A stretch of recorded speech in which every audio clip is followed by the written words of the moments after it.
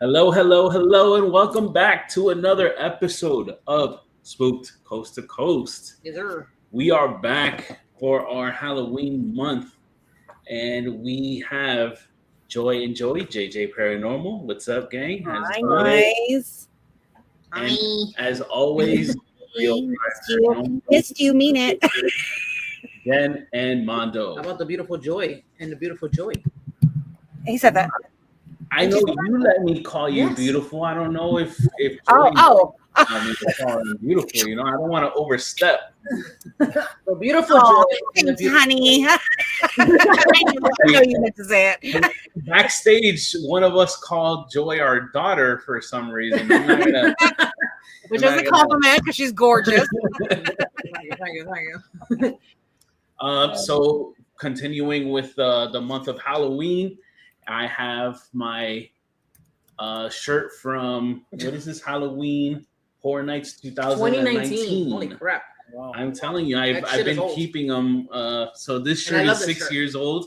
This was when Ghostbusters was Ghost. one of the main attractions that year, and that house, would you say, was pretty cool? That was very cool. I love that house. Love that house. So I'm gonna start putting you guys things in the comment. Thank you for being here. thank you, chat room. Yes, so And much. I do want to preface it. Everybody that comes live and chats and gives the questions, thank you guys very much. But also, Yes, share it and definitely ask questions for tonight. you guys in Team Rewatch, man, I definitely thank you, because if you can't make it live and you come whenever you can, we have Go Get 'Em Paranormal that is going to work. And he's gonna watch us later, Team Rewatch. We Appreciate definitely you. Thank you appreciate so that much. too, because you guys are thinking about us and Yeah. watch us when you can. You know, appreciate that. You guys are the bomb.com. Thank you all for tuning in. We Yes. definitely appreciate you guys. Thank you, Chidi. Thank you, Dentex. Also, moderators, you guys are the best. As always. As always, yes. Me in the chat. Hey, And, what's up, Brandon? You know, Sasquatch Brandon. I I consider want to go Sasquatching, bro. Let's go. I consider the crew here at Spooked Coast to Coast pretty friendly people. We're definitely not bullies. And because of that, we have people that like to come back onto the show. And this week is not an exception. So please, Meg, tell the good folks about who we have coming back today for a special episode. Yes, so we're bringing back Brian Bateman. He is living in what we've known as the Ghostwriterhouse. So there is a book about this location. There is a couple of deaths related to this house and in the area. We had him as a previous guest about a little over a month ago.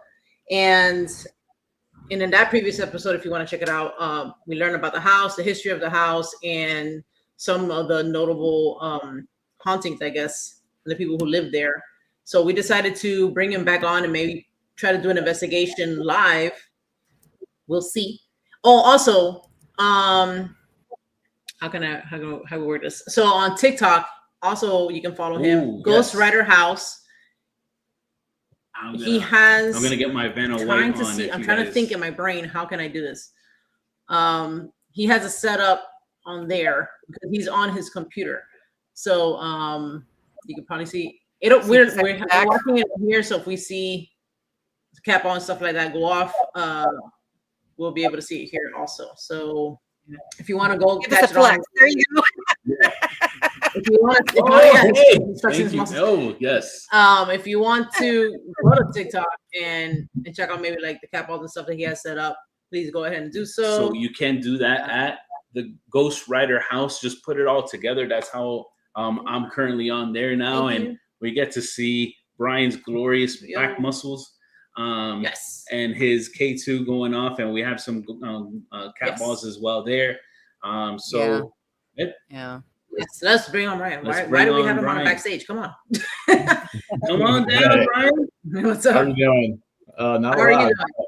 Thank you so much for having me back. I can't wait to kind of tell the story again and Yes, see what please. happens tonight.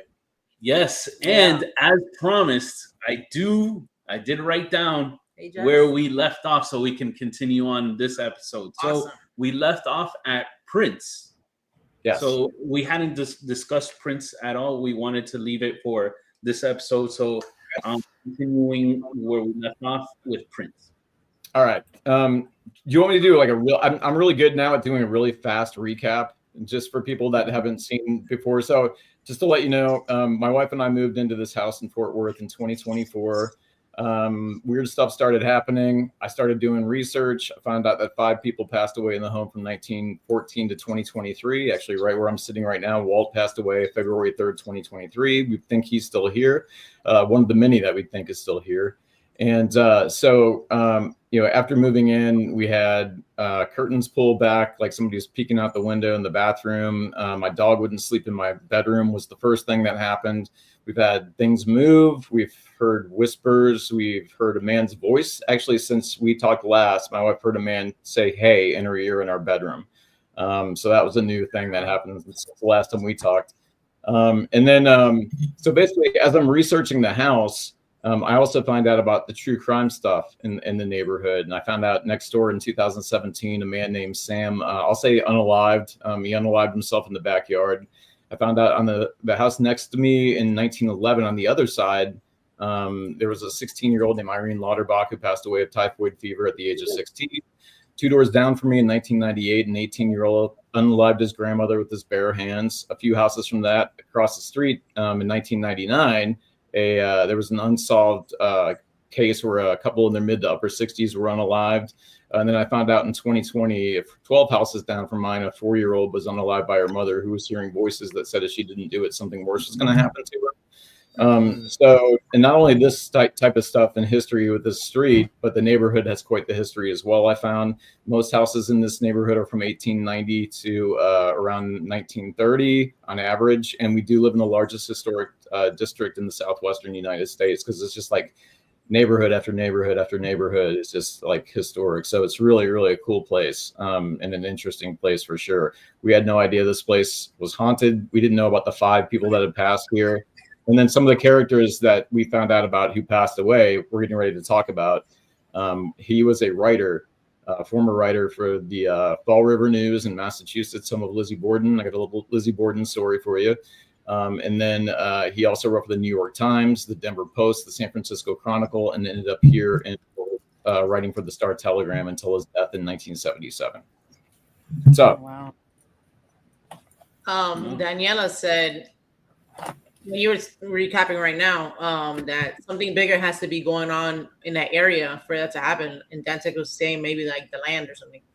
Well, there's a big Comanche history in Fort Worth, actually. So the settlers, it started popping up when the Homestead Act passed and everyone's getting free land. Well, they would send surveyors out to survey the land for the homesteaders or the settlers, and the Comanche were attacking them, rightfully so, right? So he's going to scope out your backyard and put a house on it. You're going to be a little upset.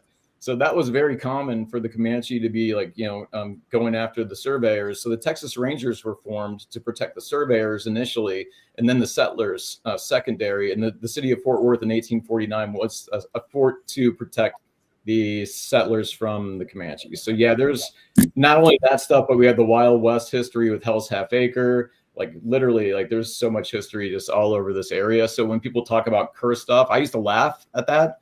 But after moving into this house, I'm like, maybe there's something to the whole cursed land, because this neighborhood definitely has seen its share of tragedy for sure. Yeah. Definitely poltergeist neighborhood vibes. Definitely. Yeah. Can you So My kind of place, though. Great. what are you gonna say? No, I was just saying to Jess's comment. I wish Jess. if we had free land nowadays, I would even take just land that I didn't have to pay property tax on. That is a win. Yeah, that's our free land, isn't it? Free land that even if you pay it off, you still have to pay for it the rest of your life. Yeah. Woo! That's awesome. Huh? Right. Anyway, I won't get into politics or anything like that. We'll just talk about you're good. But, Danielle asks, is the house remodeled fully, or is there anything from the original home still left as is? Okay, so part of the reason we love this house is actually most of it's intact from the day it was built as far as the features. It still has the hardwood floors, the original hardwood floors. It has the original box beams on the ceiling. It has the original pocket doors. It has original built-ins. And this structure was untouched from 1911 until 2023. So after Walt passed away in this room, he was the last person basically in the house the way it used to be. But when the guy came to renovate, he turned what used to be a bedroom into now our bathroom off of our bedroom. So this house used to be 3 bed, 1 bath. Now it's 2 bed, 2 bath, basically. So, but yeah, so we were so lucky. And that's part of the reason, I mean, I completely was like, wow, this house is incredible. Like, you know, it still has all this stuff. It wasn't just ripped out and then all of a sudden they went to the Home Depot and just threw in Home Depot kitchen in the house from 1911. You know what I mean? No. So yeah, so great question. But yeah, it's and then what my wife and I are doing when the guy that renovated the house came in, he kind of made it more like transitional. So it's more like to the contemporary side. Everything was white. So we redid everything he did. We took out the tile he put over the floors, and now we refinished the hardwood floors in the kitchen. We're taking back to like what it might have looked like in 1912 with the dark, you know, colors and a lot of wallpaper, a lot of antiques. So, so when you do walk in our house, we want you to feel like, you know, it was the way it used to be, yet comfortable enough where you can still feel like you can put your feet up on the coffee table. You know what I mean? Nice. Yeah. So any questions about anything, or do you want me to get into the where we carried off last time from the prints? I'm just going to say really quick, I have my spirit chat. So if you hear a little ding, ding, that's just my thing going off. So if it gets annoying, sorry. No, that's fine. Continue right on, Brian. You're good. Okay. Meanwhile, when you're talking on, I'm trying to open up another window here to actually try to see if I can include a TikTok. Yeah, we're trying to see if maybe we can put. You see me distracted in the background. I'm like doing the TikTok window into this. Oh yeah, the back. Okay, so they can see if anything happens on the bed, they can see it going on. Yeah. Yeah, because I'd have to like turn around and like take the laptop and point it at the bed. You know what I mean? Like, can you imagine do that and you rip off all the cords? Don't do that. Yeah, then all of a sudden we disconnect and I'm panicking and running around. Yeah, no, nobody wants that. Joy, if you see that any questions, ask them for me, because that I won't be able to see for a second. Okay. Let me hold on. Okay. Oh, if you want, post up Coco's. Coco, go ahead. Team Coco, Todd and Carmela, we love you guys. So they ask, when was the first time you experienced activity in the house, Brian? So the first time would have been my dog, that we knew something was weird, because my dog wouldn't sleep in our bedroom. He's a 10-year-old piebald dachshund, and we've been in several houses prior with him, and he's always slept on his dog bed in the bedroom on the floor, no issues. Pretty much right off the bat when we moved into this house, he would not sleep in his dog bed in the bedroom. He'd always go up to the front of the house every night. And we've determined over the course of living here, and this house has been investigated 3 times now. And from talking to a family member who's still alive of Harold and Martha, their son, I actually talked to him and I literally asked him if this house was haunted. And he said, I don't know if it's haunted, but he said if there are spirits there, they're good and they loved dogs. Because he told me his mom and dad both passed away in the family room. So Harold passed away in the family room on March 17th, 1977, and his wife Martha passed away in the family room on October 31st, 2009, which was, of course, is Halloween. So we're going to do a live investigation with Rose and Joe Valenzuela and Georgia Molitor, the people that always come here. And I think other group from Dallas might be joining us too.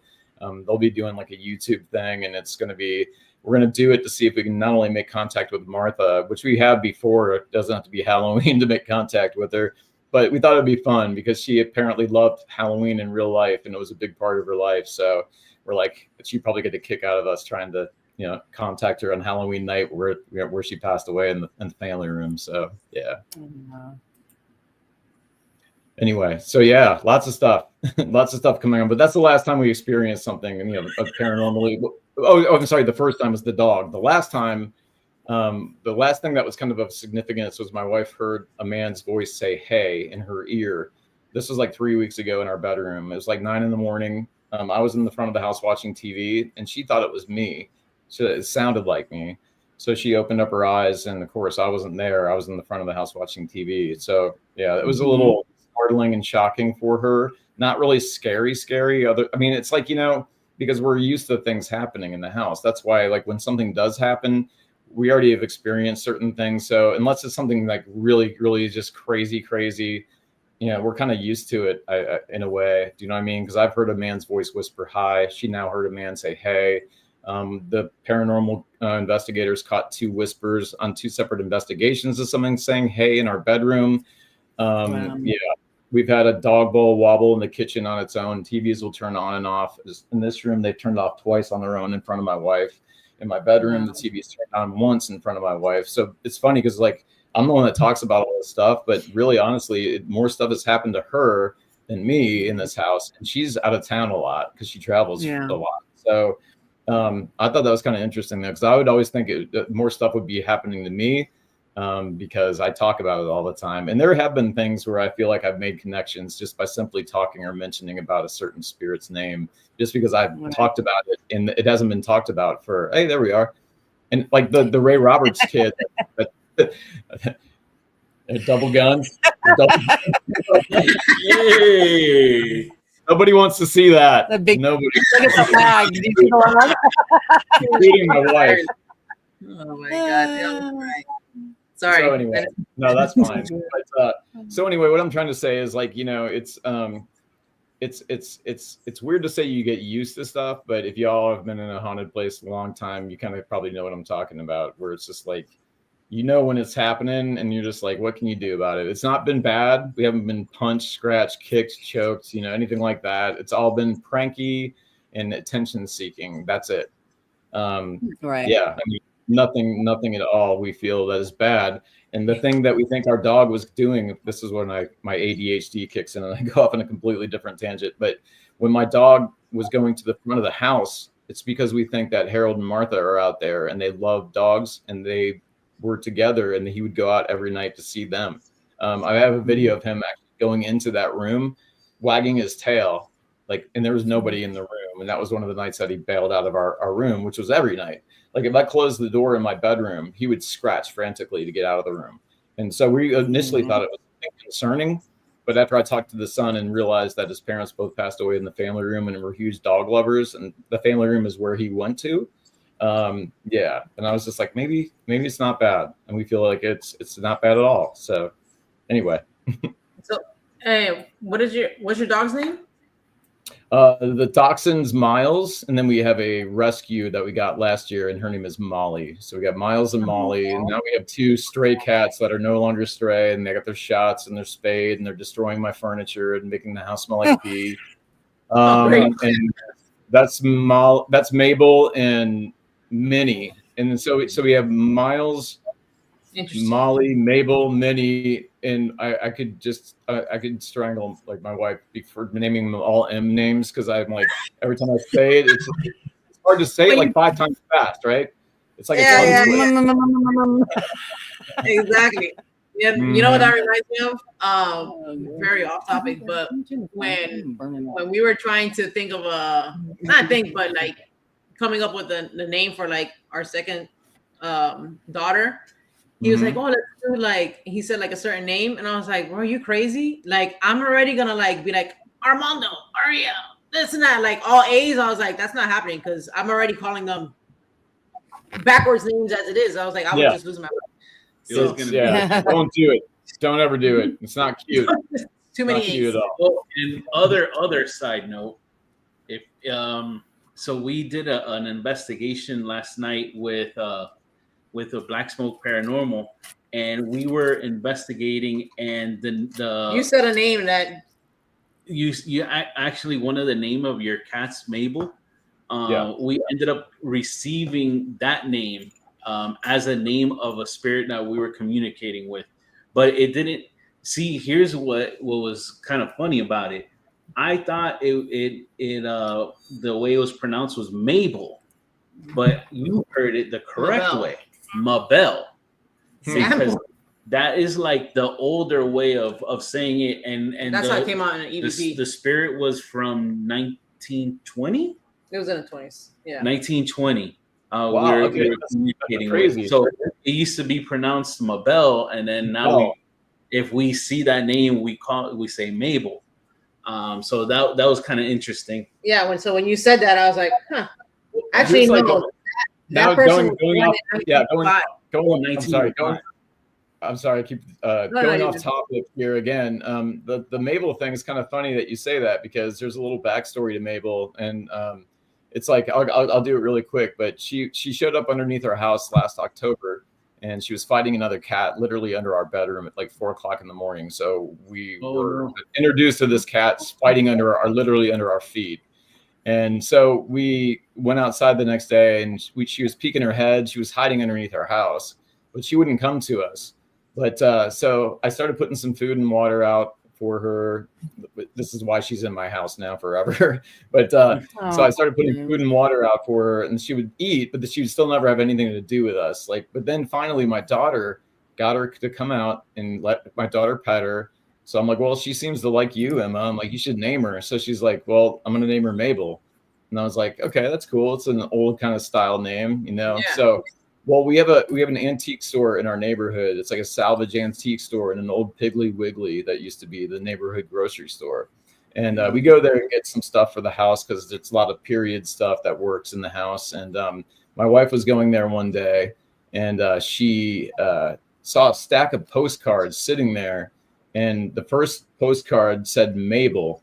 And when she flipped it over, it says it's addressed to Miss Mabel, and it's from the 1920s. So when you said 1920s, I'm like, yeah, this is gonna be coincidence. But so maybe her name was pronounced Mabel, and we said Mabel. But let me show you the postcard really quick. It's right in the bathroom. I'm gonna go grab it. Yeah. So she had to buy it, of course. Should we mention his K2 to maybe move it on the bed? So that's what I was thinking. I think he has like a ball or something.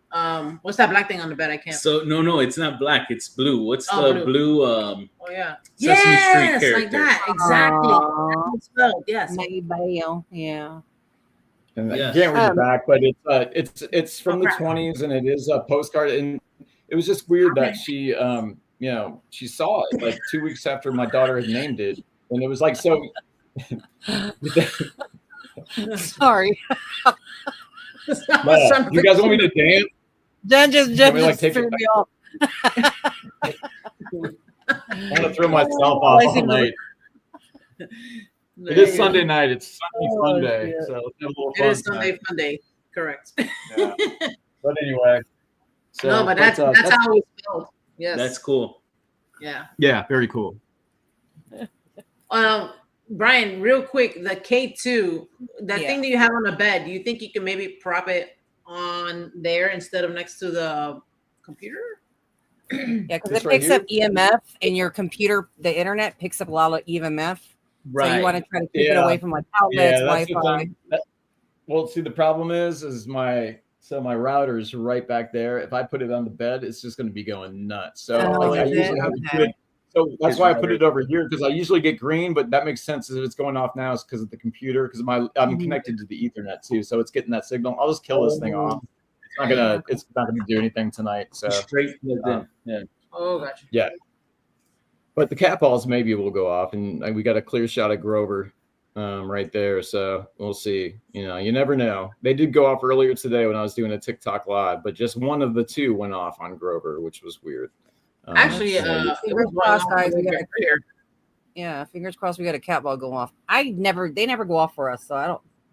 Oh, really? They go off in this house all the time. Yeah. And I'll do lives on like TikTok or Instagram, and I had two go off at the same time. I had one on the dining table go off as the one on the couch was going off. And I can actually I'll ask names. I'll be like, Martha, if this is you, can you light it up? And all of a sudden, boom, or I'll ask George and Harold and Sam. And like, you can mention certain names at certain times, and they will. And it's not done it just once. For Martha, it's done it like 3 or 4 times, and Walt the most. But I hang out in this room the most, because when my wife's working out of the house, I'll just come back here and hang and talk about the book and the story. You know what I mean? So I am mostly back in this room. So, but this is a very active room as well. I mean, every room's pretty active. I mean, they've been here 3 times, and every time we've had something different happen each investigation. So it's definitely been really interesting. Yeah. But anyway. Yeah. So you want to talk about Prince? What's that again? Do you want to talk about Prince again now, or? It's Prince. I knew I'd start talking about stuff, and then all of a sudden we're out of time again. Like, Part No, 3. Yeah.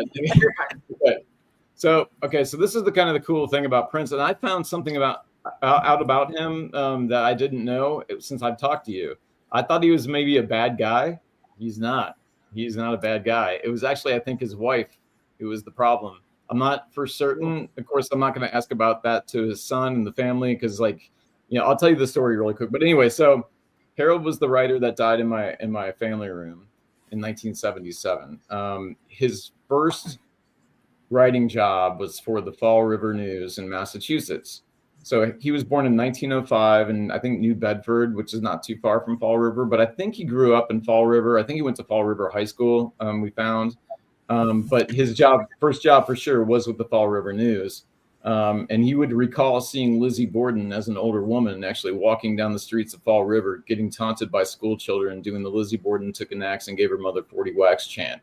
So when I read that he actually, you know, witnessed that history in person, you know, and then died in my family room, it was like, you know, not that Lizzie Borden's going to come into my house or anything, but it's just like a weird kind of thing. Like, man, I cannot believe and apparently he'd go around telling that story everywhere he worked.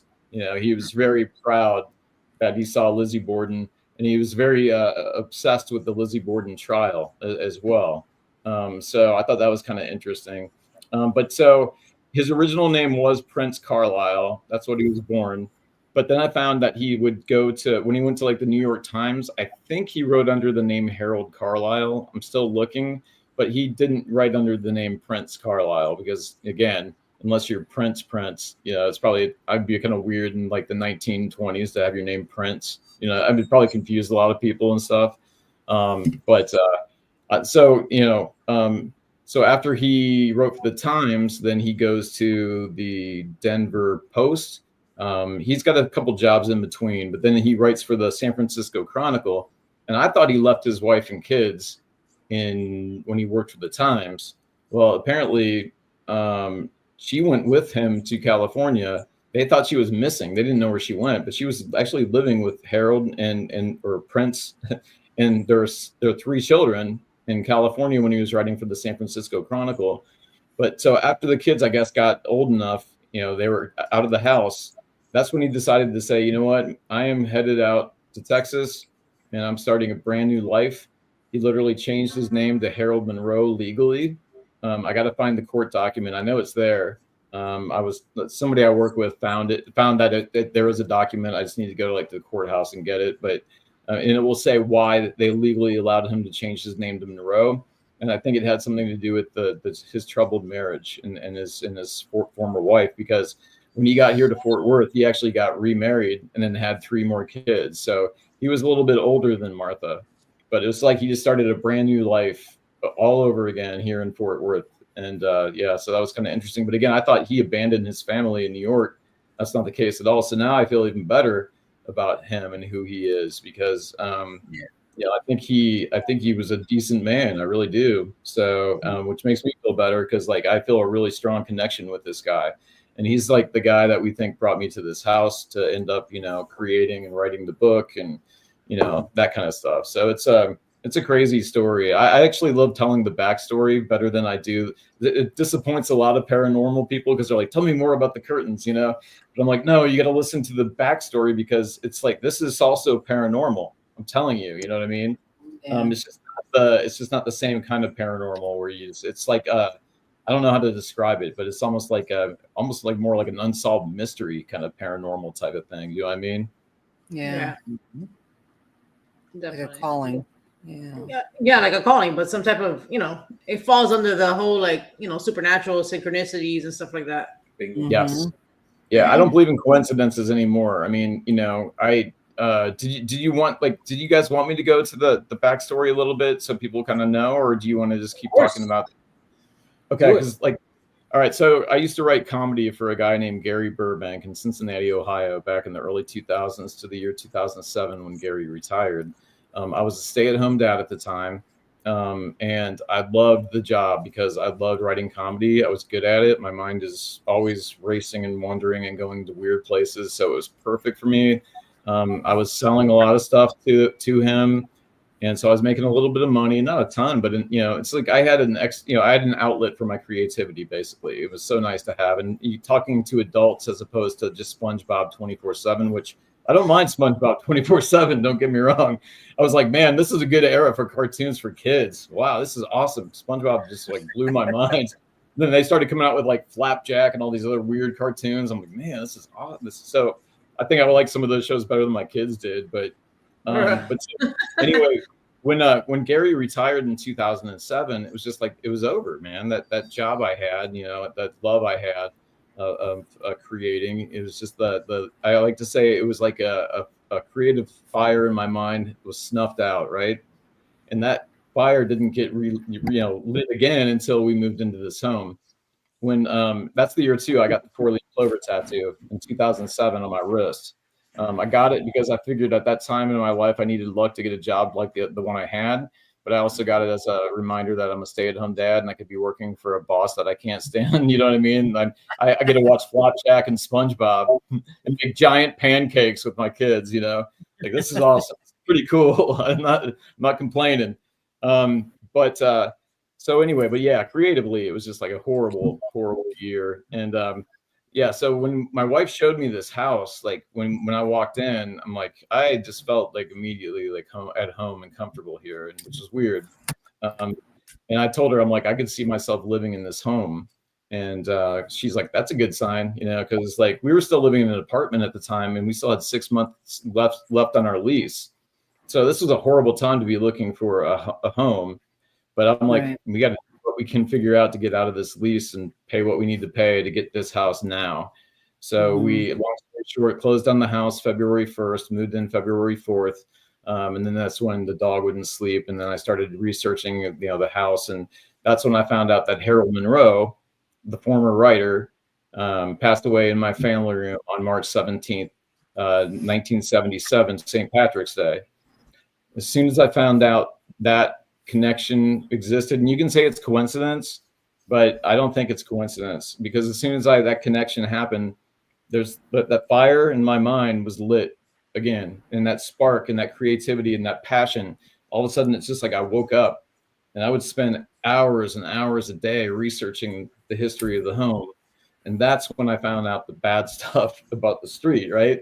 So without us buying this home, I would probably still be lost, because the past couple of years I've been sitting around like, what do I do now? I was a stay-at-home dad for all those years. My kids are adults. They're out of the house now. I could get a job anywhere. It's not the money necessarily. My wife has a good job.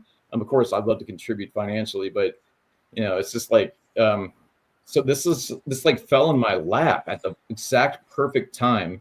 Along with Mabel coming into my life at that time, because I had actually been depressed because my dog of 15 years, my dog Toby, had died and so I sat like in just a depression for 6 months, and Mabel comes, and then we end up adopting Molly, and then we get Minnie, and like I was just completely pulled out of that. And then this hits as well at the same time, then I start getting that passion back for creating, and it's pretty amazing. And so that's one coincidence. And then I found out the former Civil War soldier who died in my bedroom is from Clermont County, Ohio.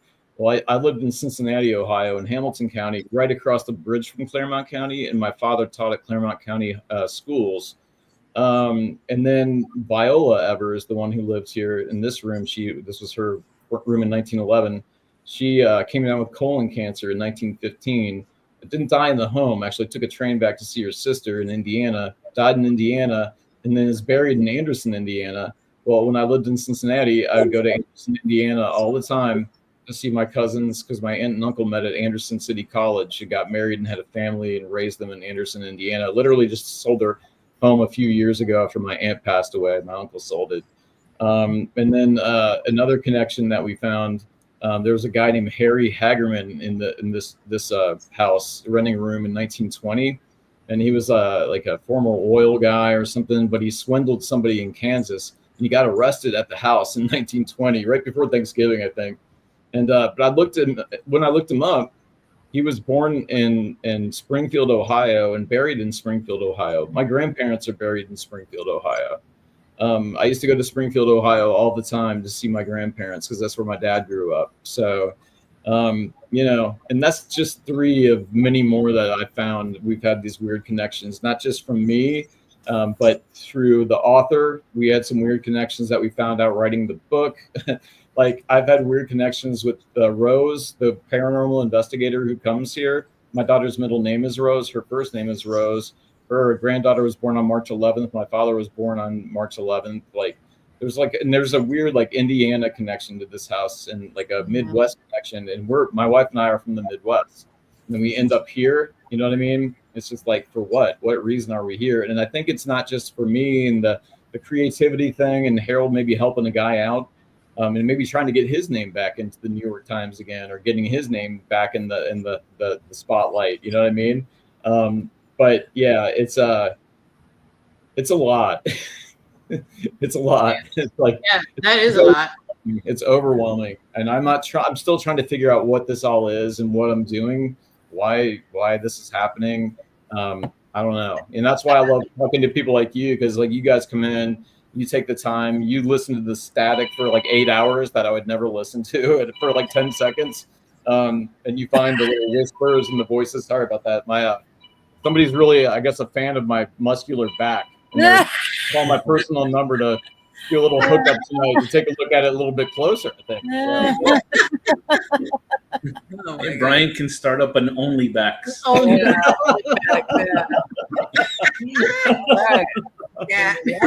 Oh my God, I love that, dude. OnlyBacks. Give them some of those TikTok gifts for the showing the muscular back. No. Right. Yeah, Anyway, yeah. Oh my God. But maybe you were drawn to that house to finish his story. Yeah, absolutely. I think there's like, it's not just like I said. I mean, you know, it's changed my life. I mean, my life is completely changed forever. Yeah. And for the better. It's like exactly where I always wanted to be in my life. But, you know, it's just like I always wanted to be able to write and create and do it for a living, you know. And it's just like, this is an opportunity that I just had to figure out what it was going to be.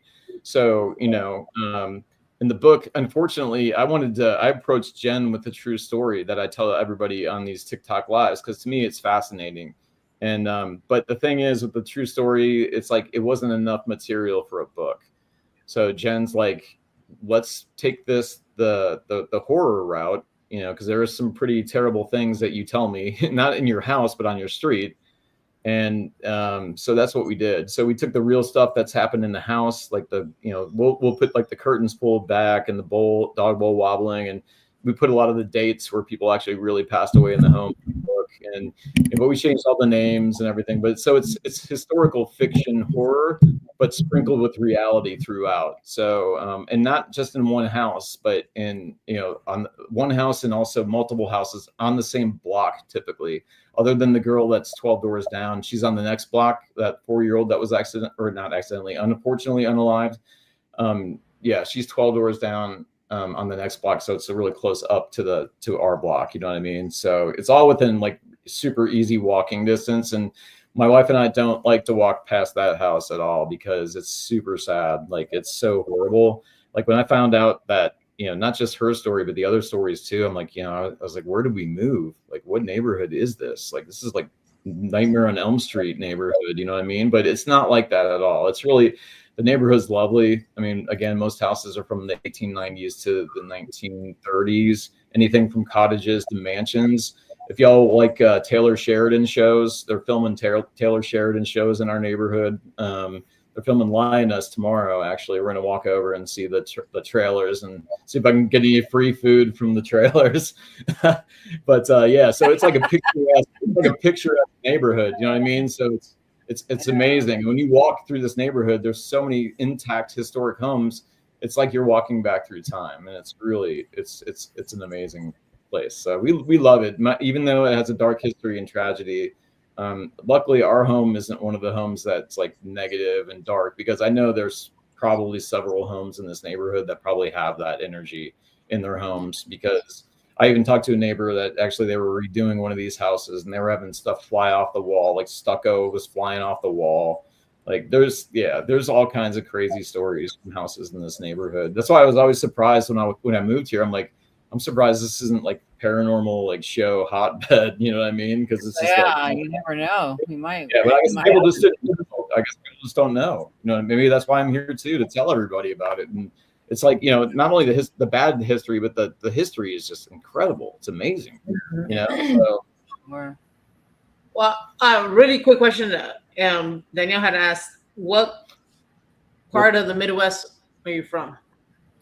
So I was born in Kettering, Ohio in 1971, but then I moved to Cincinnati, Ohio. Then I moved to Dayton, Ohio. Then I moved to Detroit, Michigan. Then I moved to Cincinnati, Ohio, where I stayed for a while. So I'd say primarily, like mostly Cincinnati for the most years. That's where I met my wife in high school. Got married not that long after that, and had 3 kids. And yeah, so, but yeah, that's Cincinnati. You could say Cincinnati, definitely. Cool. Yep. Another thing in the chat, while you were talking about like the different locations, somebody said, Mario Paranormal, thank you for being here, that they're in Claremont County, Ohio. And then I think you mentioned another, and then Todd and Carmela, Team Coco's also said that they have their brother and family live in Cincinnati. Okay. Right? The abbreviation. Yeah, gotcha. I was like, what's Cincy? That's right, Cincy. Yeah, we call it Cincy. We're talking about like connections. Other people here, you know, have the same connection. You know what I'm saying?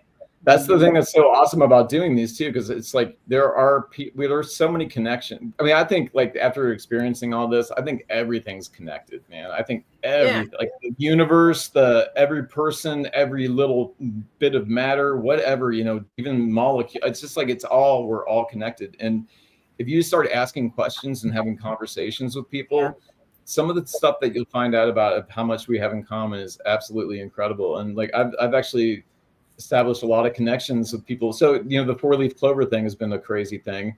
Well, so I finally found a narrator to do the audiobook, and she's amazing, got an amazing voice. She's a stay-at-home mom. So I was like, hey, I was a stay-at-home dad. You know, I wanted to, you know, help her as a stay-at-home mom, hopefully maybe develop her career, you know, where she can just do this like for a living.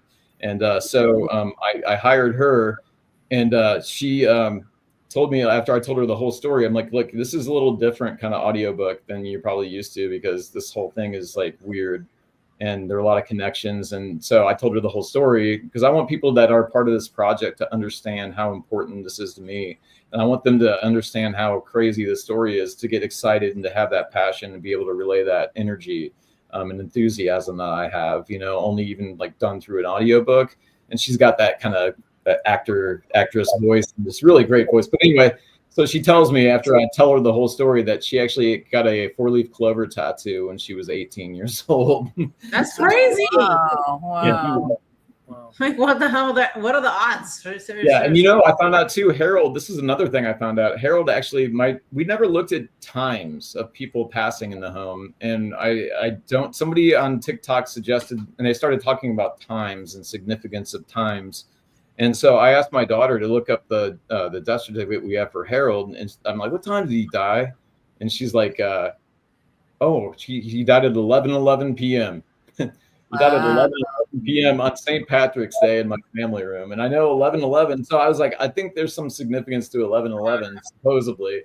So I started looking into that. And there's like apparently a couple different interpretations, but one has to do with like angels or something like that. So and Harold was a very religious man. Yeah,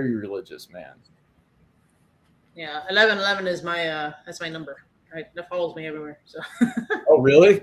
Yep. Yep. Okay. There you go. It sure does. I don't know. Do you guys? We want to start maybe asking some questions. Maybe see who will respond with a cat ball. Yeah, I mean, we can try it for sure. Joy, do you have any words that came camera, out so. at all? I have a bunch. I ended up turning it off because I can't keep track of what we were talking about when the words popped up. Yeah, there's a bunch that popped up. Anything that might have like when, even if it doesn't seem relevant, sometimes it may be relevant. I will say, because I've had people like tell me things that they've popped up on words and stuff, and I'll be like, wait a minute, that's an interesting thing. Why did that? What in December? Anything in December? December 26, 1919, 𝗟𝗓𝗪𝗃 Kennedy passed away in my bedroom. Okay, we got that. December came December. Up. Mm-hmm. Two people. Not relative. 2 people in my bedroom, Elisha Morford and 𝗟𝗏𝗃𝗀𝗃, who we were talking about. She's the daughter of the Republic of Texas. Elisha was the former Civil War soldier from the Indiana 68th. And Anna's dad, Thomas Saltus Lubbock, who Lubbock, Texas is named after, his unit, Terry's Texas Rangers, fought against Elisha Morford's unit in the Civil War at the Battle of 𝗟𝗂𝗃𝗀𝗃, which is the second bloodiest battle of the Civil War. Wow. Pull hair. Is your wife complaining about her hair being pulled? No, we've never had anything like hair pulling or anything like that. Maybe I'll pull my wife's hair tonight and pretend it was like somebody else. Good idea. After she heard the man's voice. Do you have any drain problems right now? It says in drains. Yeah, did you lose anything in a drain? It says it says in drains. No drain problems. No drain. Yes. I mean, God forbid. Yeah, this is a 114-year-old house, so they're coming. Definitely. Stool in a museum. Fired up. Stool. Something was laughing. You were talking about something. Laughing came through. I don't know if that was right around the time you said something funny. We were all laughing. Yeah, we were all laughing. Laughing. Yeah. Okay. A lot of laughter on this podcast. That's why I love it. It's not like so serious. Only my alley. Only back haunted edition. Yeah, early morning. I mean, just random words came up, but okay. So far, what I had, let me see what I had. I had it's funny because when I had this, when I finally got the TikTok screen on here, my 𝗹𝗏𝗀𝗀𝗘 said angle, and I thought that was pretty funny. Angle. And then when we were talking about damn, what the hell was it? It said something, an example, and we were talking about like comparing something to something. Yes. I just can't remember what the hell it was at this point. Then it said, I try to put the 𝗹𝗏𝗀𝗀𝗃 close to the laptop just to see how far I can keep it away without it like disturbing it with the EMF or whatever. Yeah. It had said secret garden. And I could have swore you mentioned something about a garden. I don't know if you did. I'm confusing that with something else. And then it said empath. And then it said purified medicine. So I think the purified medicine go together. I just don't know who's that about. And then it said found. But I'm going to start it all over again. Yeah, I just turned mine off. Right now, God. Yeah, I don't right now in a museum popped up. Okay. I don't know what that means. Also, if somebody starts an only back thing and then it pops off, you guys owe me money, man. Oh my God. I know, right? Just shoot that check out to 305 Paranormal. Look out, it's coming. And we're gonna split it between me and Joy. Yeah. Get spooked. Exactly. Don't worry, dude. You don't need to worry about only back from this guy coming in anytime soon. Hey, you never know. Listen, there's stuff out there for everybody. So we just got goodbye now. Goodbye now? Yeah. That's what it said, yeah. Goodbye now. Don't leave. We're not finished. Yeah, right. No, we'll come back. So maybe we can ask for Harold, right? Who is the one that you normally feel in that room that you're at now? Is it George? Like interact, especially with the cat balls, yeah. Got a little interference going on here. Uh-oh. Right when it said goodbye we now. Can see you. Yeah, we don't have no problem seeing you. If someone's there, play with the ball on the bed. No, right after goodbye now, a few seconds later, a minute later, he's having techno issues. No, you know what? That's not my charger's kind of like coming undone on this. So yeah, no, it should be good now. I was just yeah. Oh, is that okay?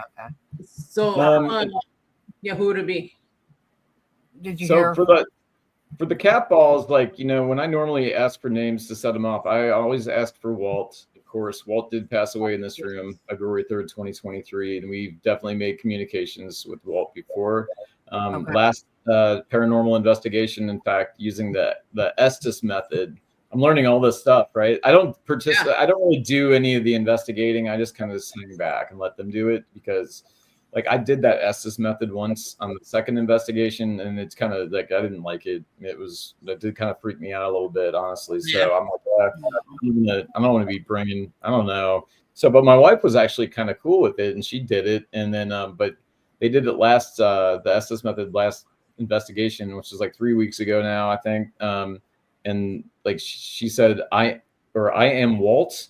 And then she said, then the name Jordan came through on the little where the words just don't say, they just come out on the screen. Like she's doing the essence thing, you know, with this radio sweeping and all that. And so we're asking her questions, but then out of the blue, she's just like, I am Walt. And as she's saying that, the name Jordan popped up on the little screen on the other thing that somebody had out. And Jordan's our next door neighbor who actually took care of Walt and was Walt's caregiver towards the end. Actually, Walt made him his power of attorney, and Jordan took him to the doctor. He did like all that kind of stuff for him. Jordan actually found him here, you know, where I'm sitting on the morning of February 3rd. So she's like, I am Walt. Thing says Jordan, so we're like, hey, is there anything you want to say to Jordan? And she's like, hi. She said hi, like really loud, like right after we said that. So it was crazy. But I went over to Jordan. I'm like, hey man, hey, Walt says hi, by the way. And, you know, he's just looked at me like, what? You know, what are you talking about? You know, and because he kind of knows all this too. I've been telling him what's been going on here, and you know, he's open to it. He's just, I don't think he's a little more skeptical, but you know. He's definitely interested, because especially if I'm making contact with Walt, you know, they loved him so much. So it's like really interesting that I can actually kind of put them in communication just through what we're doing here. So we invited him to come to the next time we do it, you know, and I'm not sure if he will or not. I don't know if they feel comfortable doing that stuff, but yeah, I mean, it's definitely interesting. But another example of some weird thing that happened that was irrelevant with these little contraptions and devices that you guys use, you know what I mean? So anyway, yeah, very interesting. But this is Walt. I always ask for Walt to light these up. And again, sometimes it will happen, sometimes it will not happen. I haven't had anything go off for 2 days in this room. And then this morning, when I was just trying to talk about this tonight, one of Grover's balls lit up. So when you were talking about Walt, usually the one you talk to when you think this sets the cat balls off, it says "not my fault," and then "okay" came through. Not my fault. So I don't know if we want you to set off the balls. So yeah, we did. I think Walt was the kind of guy that would probably love to set off Grover's balls. Right. Yeah. That's the thing that's so cool. It's like a cool, like just like us, man. Just you a touch normal, the balls. Set off the balls. sense of humor. Yeah, I think he would appreciate touching Grover's balls. So I think he does it as a joke because he knows I told, because actually the first time, well, so the Grover thing came to be not because of me. So don't think I'm some kind of weird. I am a weirdo, but not like that kind of weirdo. But so I decided instantly, I thought it'd be cool to put the Grover doll out. There's actually a Grover doll story from the book Ghostwriter. Jen actually made my daughter's character Amelia have a toy Grover. And when she did that, I hit this floor. I'm like, we have a toy Grover sitting in a box, which was my wife's from when she was a kid, because it was her favorite toy. I'm like, why did you pick Grover out of all the toys you could have had this, you know, little girl have, like 𝗟𝗏𝗄 and newer type of toys? She picks Grover. And so now I keep Grover out now. And because there have been several kids in the home. Nobody that's passed away that we know of, but yeah, lots of kids throughout the years in and out of this house. So I'm like, well, maybe it's cool. And we supposedly have a 5-year-old spirit named George in the dining room. So sometimes I'll put it in that, like in a dining room. But yeah, so I had one cat ball on Grover, and it was sitting in a chair innocently until some lady on the TikTok live said, he's missing one. And I'm like, who's missing one? I'm like, what? He's missing one. And then I'm like, my 12-year-old brain lit up, and I'm like, oh, Grover's missing one. Like this. And of course, I had to go and do it, right?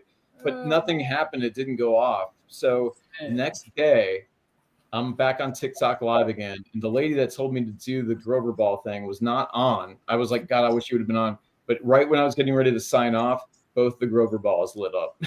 Oh my God, funny. Yeah, I could not believe. I was like, I was just laughing. I'm like, this is so ridiculous. I'm a 54-year-old man, like laughing at Grover's balls lighting up. Well, Brian, I think I'm the 5-year-old in the house, not George. You know what I mean? That's what I needed. I needed 2 balls to light up. Work, yeah. What I wanted to say was, it's never too late or too old to laugh at those things. I think it's hilarious. And second of all, I do appreciate you carefully clarifying that you're not that type of weirdo. So I do appreciate it. No, I just like to expose my muscular back fat. There you go. Danielle asked, "What's that at the top of his screen? Like a flashing circle on top of the screen? Oh, it could be like I think a ceiling fan. Do you have Ceiling the ceiling fan? Yeah, Ceiling maybe fan. a ceiling fan. Yeah, it could be that. Yep. All right, so let's see. Oh, Jenny, hi Jenny. Jen, Walter, if you can hear us through all these devices. So my name is Jenny. This is Armando. We have Joy and Bro, Joy. I'm using my government. Oh my God. Go. And this is Joy and Joy. And on the other side in California, right? So if you can hear us, maybe you're here with Brian, can you light up any of one of those balls on the bed for us, please? I know one was set up earlier. Mm-hmm. And it was the thing closest, I guess, to the doll. The one that I saw while setting up earlier was the one closest to the camera. Oh yeah. Yeah. Okay, this one right here. Walter, if you are there, so we're actually filming this show.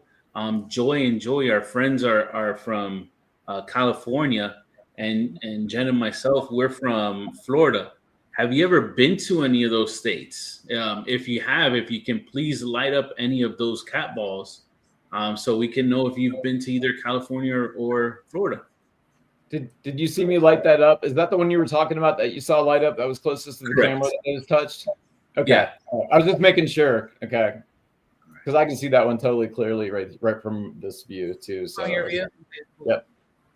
And if it's not Walter, if it's Harold's there or any other spirits from the house, maybe Martha. I know Martha likes to hang out in the kitchen. You said, right? Typically the kitchen is her turf, but yeah, she's been known to go to the couch in the family room and also the front of the house. Because again, we felt our dog was going out to see them, not being scared of what's in our room, but looking forward to going out to the family room to see Martha and Harold, who were married. And it's so interesting with Walt too, like when Harold passed away in 1977, Walt ends up moving in like 1988, 9, early 90s, something like that. So he was the new boyfriend basically, and he ended up becoming almost like a grandfather to the grandkids. They loved him. Then there was some kind of falling out later in life, and then that's not my business, so I don't really press and investigate any of that stuff. Whatever happened, So, but yeah, so yeah, we feel like that. Well, the Walt thing is wild because it seems like Walt's here too, but it's like if Harold and Martha and Walt are all here, like wouldn't that be kind of awkward in real life? You know what I mean? Like I guess if you pass away, so supposedly you don't have those like jealousy, those feelings. You know what I mean? Because Walt moved in, he was the new husband basically, even though they never got married, because Walt and Martha slept in this room right here, which was Harold and Martha's room as well. So they both slept in the same. I mean, I don't know. I don't know if that would. I don't know. It's just I always think about stuff like that. I'm like, well, wouldn't they be not hanging out together? Would they be kind of mad? I don't know. So, but yeah, we definitely feel like Walt, Harold, but Martha the most for sure. But Martha, I don't know if I've really felt Martha in this room before. I don't know if the cat balls have. I don't know if I've had. I have asked her to light these up in here before, and they've never gone off. That always happens in the family room, typically when I ask her, on the couch. So, well, hopefully Martha. Oh my God. Hey. Hopefully, if Martha can hear us, maybe you can set off any of the devices on bed or anybody else from the room. We are also running, and shout out to the show friend Keith Weldon. We're also running Necrometer as well. Ooh, yeah. Baby, if you want to show the good folks Necrometer app. Do we have anything of relevance going on? No, only my name came up. Oh, that's cool. Your name. Sorry, that's always a cool moment for a paranormal investigator when your name comes up.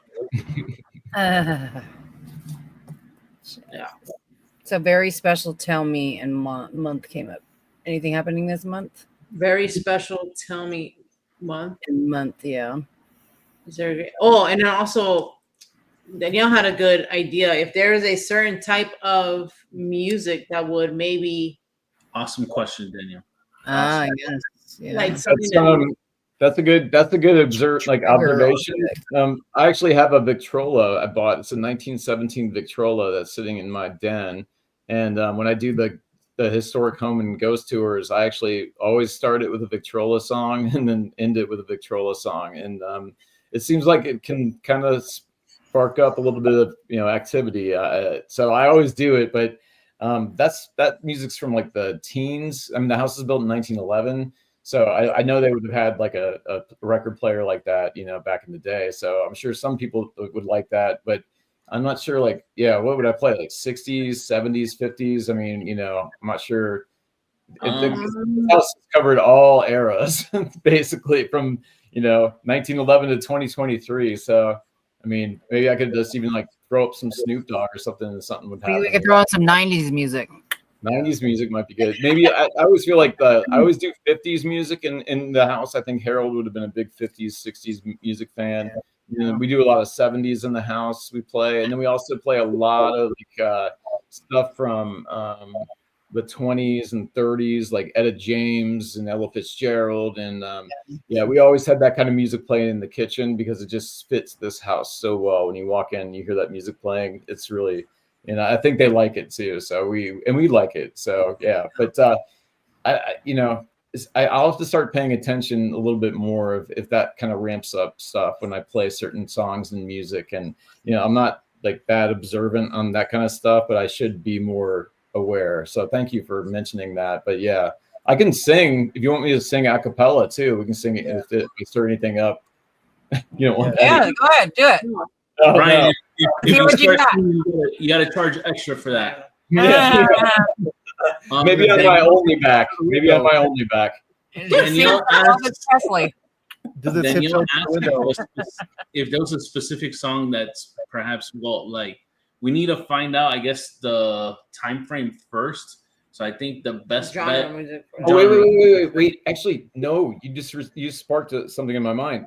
I do know what Walt's one of his favorite songs was. Oh my God. My neighbor told me, and I played it one night, and it was like, actually, it was kind of starting to freak me out when I listened to it. But not that the song was scary, but I'm like, oh my God, I'm like playing this song for this guy, like that's in my house. And alarming sound. It says alarming sound. It's about like 5'2", blonde. Oh my God, it's about like a woman who's like 5'2" and blonde, and oh my gosh, I'll never remember. I'll have to ask again, but yeah, I was 5'2". I don't know. Look up 5'2". See if you can find a song called like 5'2", like old time song, or it might have even been like a 50s, 60s, 70s. I'm not sure. It's like I think it was love like 50s music. Yeah, me too. Yeah, that's my jam. Tiptoe through the window. That one. Yeah, not that one. 5'2", Eyes of Blue. Yes, that's it. Actually, that is the name of the song. That's the song. That's the one that Walt loved, that song, and he would always sing that song. And so I did play that song, but I didn't notice anything like happening, like all of a sudden, like doors were slamming. And I mean, it was still like, but it was really creepy because it was at night. So I was playing that song in my kitchen. And I just started thinking like, oh man, it kind of freaked me out a little bit. I'm like, what am I doing here, man? Because again, I don't investigate my house, and I don't want to like. Yeah. It's scary when you have to sleep here after doing something like that. You're like, oh man, why did I do that? Somebody dared me to go to the attic, and when I was doing a TikTok live, and I told them I don't like the attic, and they dared me. And of course, again, being the 5-year-old I am, I go into the attic. And I'm like, okay, here's the attic. And then I'm like, I get down and I close the attic door, and then the Alexa goes off in the kitchen. It was like, squawk! It like made this noise in the kitchen. And the somebody was like, did you hear that? And I'm like, oh, because I didn't know they heard it. And I'm like, yeah, I heard it. And it was like the Alexa, but it wasn't like the Alexa saying like, the weather is going to be 84 degrees and blah, blah, blah. It wasn't like it was responding to it. It just made this noise in the Alexa woman's voice. And I after that broadcast, my wife was out of town. And I literally had my eyes open until like 2:30 in the morning until I finally fell asleep. But then got up at 7. So it was not a good night. So I'm not going to do the attic thing again, man. No. It said friendly. Yeah, I mean, it was definitely. I mean, not, I'm friendly. everything seems friendly, but so yeah. Now I think they like freaking me out. You know what I mean? So but I am so stupid. I put myself in those situations to let it happen. So I'm not going to do that anymore. So Yeah. and I probably will. Somebody will dare me again. I'll go do it. But why not? At least when my wife's home, I'll do it maybe next time. I'm convinced. Yeah. So convinced he's gonna do it again. Let's see. Damn. See, the thing, right. we could play a song for like what, 15, 20 seconds. Yeah, you want to try it, Joy? Yeah, somebody said someone play it. Yeah, we can't play it that long because of YouTube. No, but you can do it for like Right. that. You can do it for like 15 seconds. Okay. What is it? 5 for 2? Yeah. 5 foot 2 eyes of blue. Yeah, TikTok lets you play music, but YouTube is not. Right. Maybe do like Forgiving. maybe run it through like the middle, so it's like a Is it a guy that sings it? Gene Is something. it Guy Lombardo? Yeah, I think that might be it.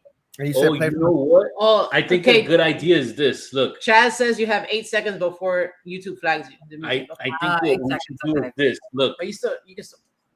have Brian play it and then hit the mute button like he hits the mute button.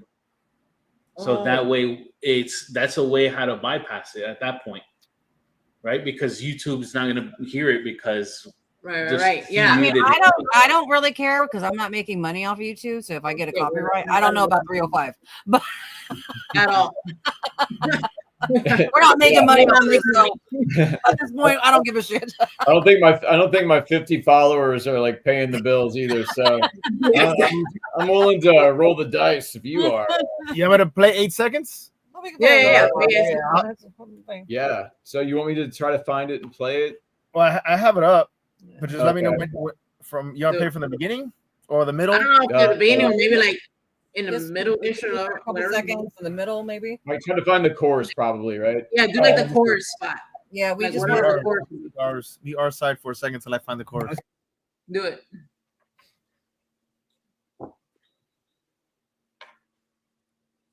All right. So did you get anything else as far on Joy on your thing? Where the hell? No, we haven't gotten it. We yeah, have. we were getting shit. We were getting clerk friendly, okay, vaccine, alarming sound.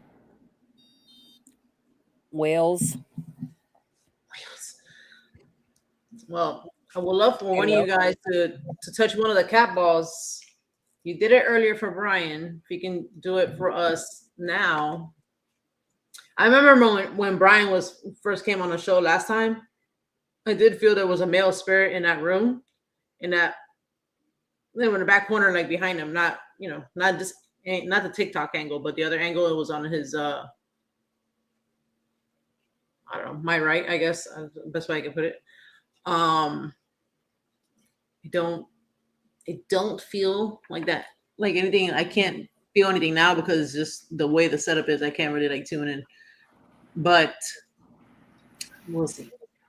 All right, we found it. Oh, I think I found it. Oh, okay, go. Let's hear it because I've never heard this song. Jenny's the only person that I know that's heard. Of course, I'm gonna monitor it and I'll see about 8 seconds. All right. 20. 5 foot 2, eyes of blue. But oh, what those 5 foot could do. Has anybody seen my gal? That's actually cute. It is cute. I'm like over here about to twerk and shit. Walt, That was your jam, Walt. Walter, did you hear that? Did you like that? Okay.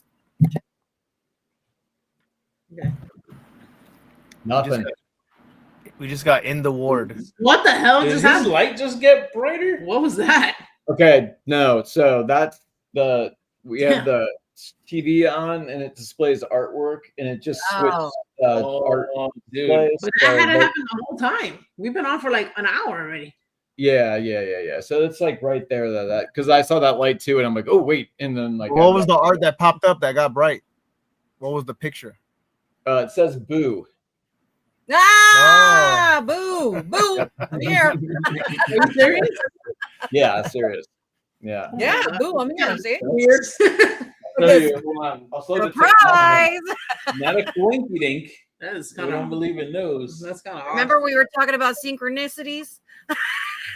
Yeah, that's weird, man. Like, and I mean, that thing got bright as hell. There's the boo. Piano. Boo. Yeah. Oh my god. Piano in it? Music? Kind of like a. It did, I think it did. That's cool. That's weird. Listen, Really I need you to light up a cat ball. Forget that TV. I like that though. That's so nice. I like the TV picture frame. Yeah, it looks I really think nice. it's Like a picture frame, right? fireplace or something. Yeah. Yeah, that is strange, Chidi. I don't know about how I felt about that. Wow. Well, Hey, Brian, completely off topic. I kind of like the color of the walls on your room. Oh, thank you. Yeah, my wife does all the decorating and stuff, and I clean up the mess. So I'm really helpful. So, but no, she's really talented. She's like, she's not a decorator or anything, but just has a passion for this house like I do, and really it's working so hard to take this back to something that we're going to be super proud of, and just like when people come and visit, it's like they can. I don't know, man. It's just it's a really cool house. It's going to be really cool when we finish everything and get everything done. So it's just going to be a while because I think you need something called money to do stuff like that. So right, exactly. TikTok and YouTube is not cutting it. My 50 subscribers, yeah. So, and it's like I didn't start this to make money either. Though, like that's the thing that's cool about the story is like I didn't ever plan on writing a book. Like I honestly, I read on a 7th grade level. I have a learning disability. That's why I'm so excited about the audiobook because people like me that don't read, can listen to the audiobook. And that's how I learn and comprehend is from listening and not reading. It takes me it took me forever to get through my own book. I mean, it's so and then I talked to Jen to get her to write this book, and she I hadn't talked to her in 30 years. I just knew she was an author. We had worked together in Cincinnati, and she said that she was afraid of paranormal and she doesn't like scary stuff. So I was like, we are the perfect team because I don't like to read and you hate scary stuff. So let's write a freaking horror novel. This is great, right? Yeah, and so she went out of her comfort zone and literally. It was fine because when I contacted her, she was actually had a bout of writer's block and she was in between books and she had no ideas. And literally, I called her 30 years out of the blue and threw this in her lap. And she said no to begin with because she's just I just can't do it. I'm not a horror author either. She writes rockstar romance books and children's books. So I'm like, well, let's figure it out together. I'm creative and I can help you with the storyline and the content and you can, figure it out as we go. And that's what happened. And so, if I never had moved into this home, this book would never exist. I'd still be sitting around trying to figure out what I was going to do with my life and be lost. You know what I mean? Yeah. It was your calling. Definitely. Absolutely. Yeah. Sure. So we got machete, and piano. Oh, You have a piano in the house? We don't have a piano. The house used to have a piano at some point. I do know that. Machete. Actually, there are crazy machete guys that walk around the streets of Fort Worth sometimes. Oh, hell. There was a guy actually with a machete at the laundromat not too far from our house a couple months back. So.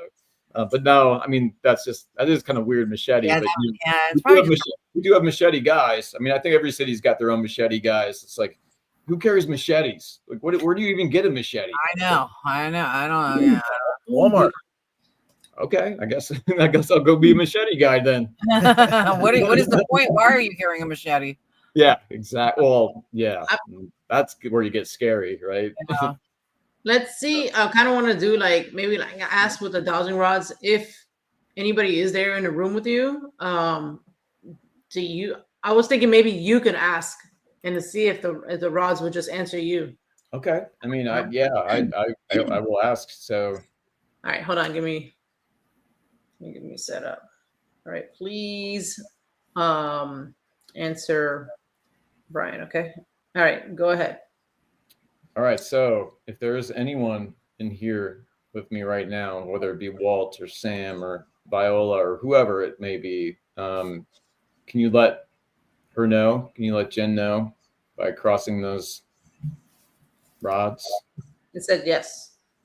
So maybe you want to ask individually which.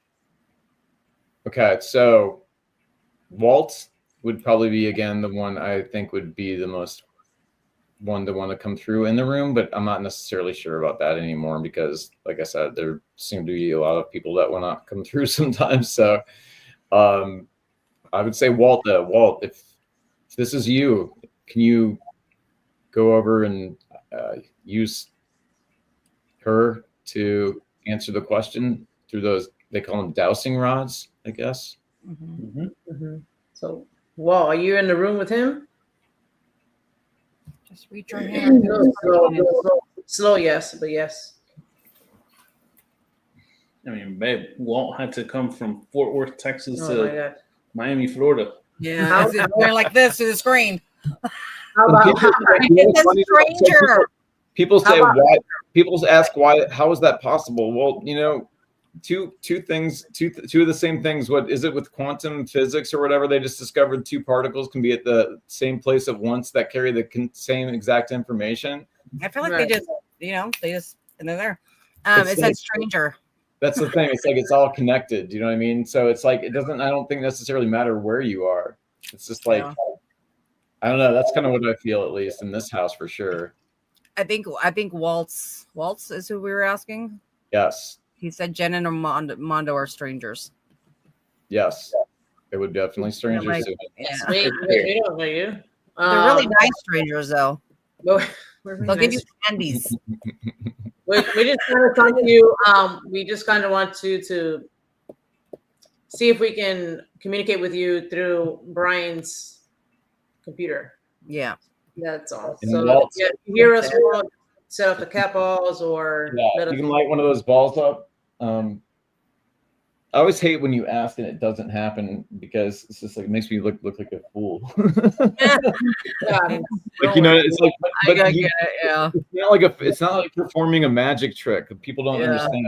It's just like, you know, and sometimes like it doesn't. I don't know if they can't muster up enough energy to manipulate it. I don't know if they're just not here, or if Walt is here, why isn't he lighting it up? Because if he can talk to you right now and he's in my room, he should be able to light that cat ball up in my mind, right? So Yeah. like, You don't have why? to, you know. But Brian, it could be a mixture of two things.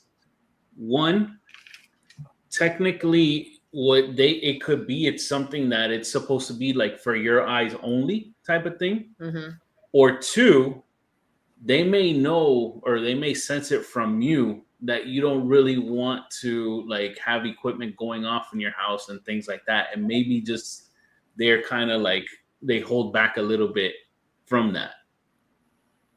Yeah, you know, that's interesting you say that because people are like, have you ever seen anything? Have you ever seen an apparition? Have you seen a shadow or anything like that? And I have not. And I think I would probably seriously freak out if I saw something like that in my home. And maybe they know that. So hopefully they will never try to go a little further with showing themselves like that. And that, you know what I mean? Because literally, I can tell you right now, if my wife saw an apparition of like Harold or Martha or Walt, or it would be very unsettling to have to live here. Yeah. So we don't want that to happen at all. You know, not in this house. Maybe in your house or somebody else's house, that's fine. But not here. No, I don't want to see that. You know what I mean? So it's just like if it's on like a camera or a picture or something like that, fine.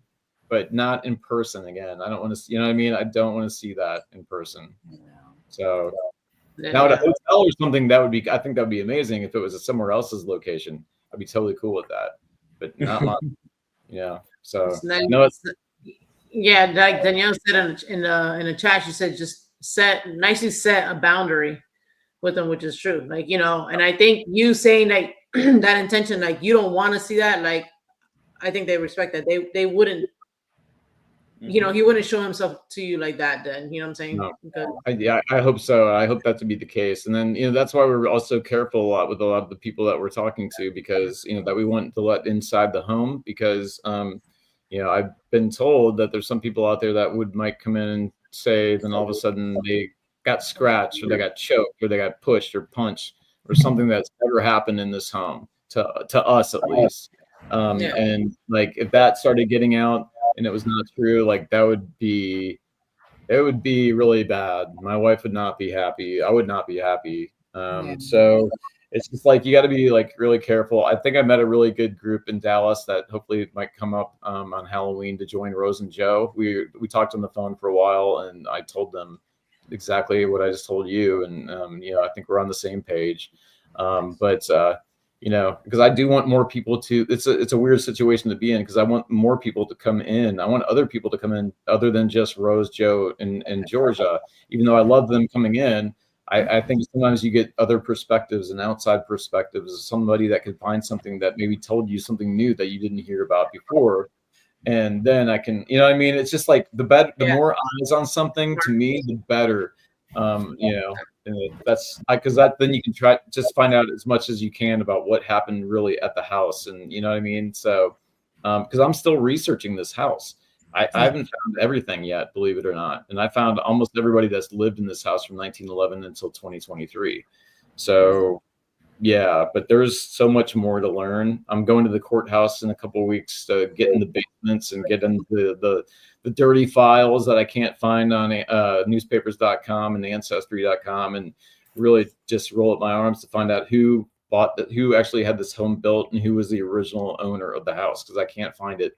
I think the original owner might have been 𝗟𝗏𝗃𝗀𝗃, and I think she might have built it to rent it out specifically because she was living with her daughter in the neighborhood at the time. She had another daughter live in the neighborhood. Her son-in-law's brother lived in the neighborhood. And I think she was like living with that daughter, had this home built, and then decided when she wanted to move in, she could move in here. Well, she did move in here, and she died here in 1919, but I don't know what year she moved in. So anyway, it's like, these are the things that I think about at night. You know, that goes through my brain. I'm just like, I'm going to find it. I'm going to find a picture of her. I'm going to find a picture of Elisha. I'm going to put them right next to each other in my bedroom, face to face. No, I'm not going to do that. My wife's like, do not do that. I'm like, well, I mean, that might be kind of cool. She's like, no. You know, so I'm like, maybe there are pictures in the basement. I mean, in the picture wall. We have in the attic, but we actually do have a picture wall where we put all these pictures and old pictures on in our TV room, the den area, and the family room. Yeah, so like, I'd definitely love to add it to the picture wall. You know what I mean? Paper came through. Paper? Yeah, we're talking about paper. And Harold wrote for he was a newspaper writer. right. Oh, okay. So maybe Harold's there. Harold. And Harold has come through. Harold definitely comes through. Sometimes we feel like Harold was the guy that was responsible for bringing us here from the beginning. And you know what's interesting? I learned Harold was actually really interested in the history of this home. Actually, his son shared a document with me of his dad's findings of who lived in the home. And his dad got all the way back to 1920 with John Thomas Howell, who owned the home at the time.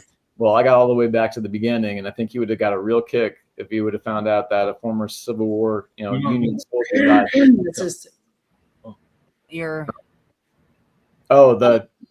I bet you my phone probably died. Oh crap! Yeah, the phone died. Oh no. What about surgery? Anybody have surgery? Not paranormal. So no more TikTok. It's done. I'm sorry. Oh man. Any surgery? The word angry just came out. Man. Angry. And then Jazz says it's interesting. She was picking up on a male. She just didn't say anything. And then that's originally, it was for me, it was a male inside that room. It was like he was standing there at the corner, just like watching him. Like, yep. Yeah. And Walt died in this room where I'm sitting, February 3rd, 2023. And he lived in this house from the late 80s, early 90s until his death in 2023. He absolutely loved this home. He loved this neighborhood. He loved the neighbors. He was also apparently quite the ladies' man, which is funny because last time we did the investigation a couple of weeks ago in this room, the medium was telling us that whoever was in the room at the time didn't like Joe and I in the room, so we left the room, and I guess we were thinking maybe it was Walt, like just wanted all the ladies in the room, you know what I mean? So it was another weird thing happened in the room. So, but again, guarding. Chaz said she's seen a man, and so that standing to the left, that's the same side where I had originally seen it. It's the same. I was like, where the light is. Yeah. And then I got guarding. So maybe that man is guarding you. I don't. That's why I saw he was wearing a brown suit. Yes, girl, he was wearing brown pants. That's what I saw him in. That makes complete sense. Yeah. Brown. I saw he might him be guarding you. That's why he's there, kind of just watching. Okay, so wait a minute. So brown suit and hat sounds to me more like it would be Harold, not Walt, because Harold wrote for the paper, and back in the day they wore those suits. They always wore those hats, and I think I'm not sure if I have a picture of Walt or Harold in one of those hats, but I bet I could find one, because literally he's the kind of guy that would sit up, smoke cigarettes, probably drink scotch, writing on the typewriter for the newspaper article for the day. You know what I mean? So that's interesting. And this was his room. This was Harold's room. Harold. So you won't be able to see if it lights up, will you, Brian? Will you be able to tell if it lights up behind you? Oh, now, yeah, I'll definitely know if that ball lights up. Okay. Yeah, for sure. Yeah. Harold, are you in the room? Is that who Chaz and Jen are seeing? Oh, I think went to yes right away. Oh shit. Oh, see, Harold, can you do us a favor and touch one of those balls on the bed? Can you play with one of those balls? Tap it. Tap it. Joy. Yeah, he's confirming that it is Harold for sure. See, yeah, okay. Harold, you don't have to do it now, but do you think you can do it maybe in a few minutes if you get enough energy and make one of those balls move? Yeah, Harold, if you can do that, just light it up. I'm just going to continue to talk, and and just if you feel like just firing one of those up in the background, feel free. That would be extremely cool. Just to let us know that it for sure is you and that you're here. And, I know this was your room. You lived in this house from 1957 until you died in 1977.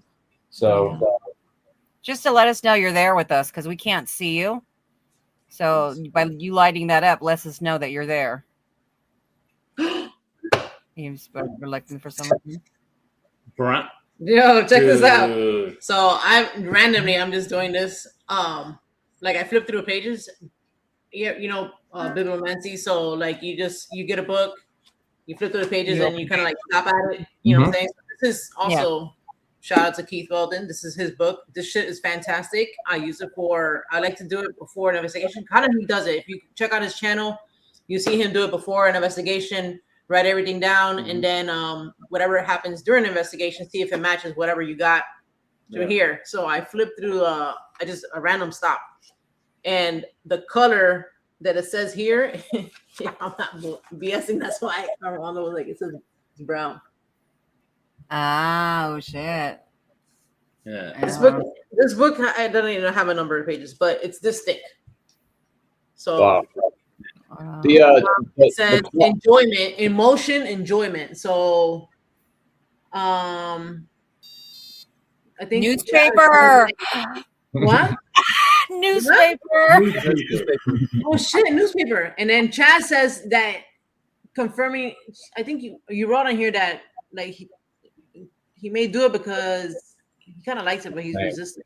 He likes the attention. He likes attention. I know I read that somewhere in the chat. I'm trying to flip through it, but I can't. Shout out to 𝗟𝗏𝗀𝗘, Chill Seekers. And he does his videos there with Siri. Sorry, actually. Shout out to you guys. You guys are amazing. Yeah, for real. Please go check them out. She's on the road to 1,000, I think. So please get to her. So are we. So do all of us a favor and do that shit. Yo, Jen. Somebody's in the background. So sorry. What? You don't see? Look down on the bottom. Some blonde lady. Who is that? Did you invite somebody on the screen? Oh, but we don't have it. Oh, I think. Let me see what the hell's that's gonna. She's Oh, blind. it just went to some random. It's not. Yeah. I was like, who the hell is she's like this on the screen? Like, hello. Yo, Can we're you gonna see start me? working out on Spook Coast to Coast. No, it went to some random ass. Oh shit! For like, why is she like this? Like, hello, I'm here. No, okay. This is what they're seeing. It's a workout video. Thing. So when Brian's phone kicked out, it just went to like a random live, I guess. Oh, okay. Wow. So he went to Brian. I'm like, What the hell are you talking about? See, those are the kind of ladies that I get. That's my world because of the back guy. My back OnlyFans back fame right there. Yep. That's my world now. That's funny. Try again. Let me see. And as far as for the letter here, the letter was J. So I don't know if that had anything to do with me. Black and white photo. Wait, yeah. Yes, Chaz, we just passed 500. We're only halfway to 1,000. Yeah, we're halfway there. We'll get there. Thank someday. you, guys. Thank you for everybody. But also, I was just looking at here, black and white photo. But to me, like, if you're very old school like me, like my dad has a joke. Oh yeah. What's black, white, and red all over? The answer for that is newspaper. If you know that old ass joke, so like black and white is newspaper. My girls are probably like, you guys, you dummies. I always thought, what's black and white and red all over? The answer was Clifford in a blender. Hey, Clifford the big red dog. Oh my God! No. What is the name of that book, Jen? Hi, Dantex. Enjoy your meal. Yeah, I'll send you the. If you go to, I'll send you the Amazon. Find out on Amazon. Okay. It's what's it called? Bibliomancers. That was so funny. Look up Keep Falling on Amazon, or I'll just send you the link later, girl. Dantex, thank you very much, bro. And He's friendly, but has some. Chad says he's friendly, but enjoy your dinner. has some. Bye, Dantex. Sass like. Oh, that's like big personality. True. That's kind of got you. Thank you. Have a great week, you too. Yeah, we're gonna be wrapping up a little bit, anyways. All right, let's hold on. Harold, we're gonna be logging off soon. Can you I will. Yeah, could you Let's see what else comes up. We're gonna Harold, do another pool. you don't have to if you don't want to, but it'd be nice if you set one of them off. Yeah, Harold. And if you want me to ask anything in intelligence, I would. Harold, anything else you would like us to know? Let's see. This is literally you're seeing Jen in action now. How she uses it. Anything else you would like me to know? Or like us to know? It says it's the answer here is it says no. So there's a whole bunch of like stuff it says on one page. Emotion happy. Okay. Energies masquerade as benign. Energies can masquerade as benign. I don't know why that kind of like it's a male. There's a male for like a gender here, like a sex, whatever. Happy as an emotion. Right now the color purple. And no. Okay. Let's see. Chaz says, did you know if he was a ladies' man? He loved the ladies.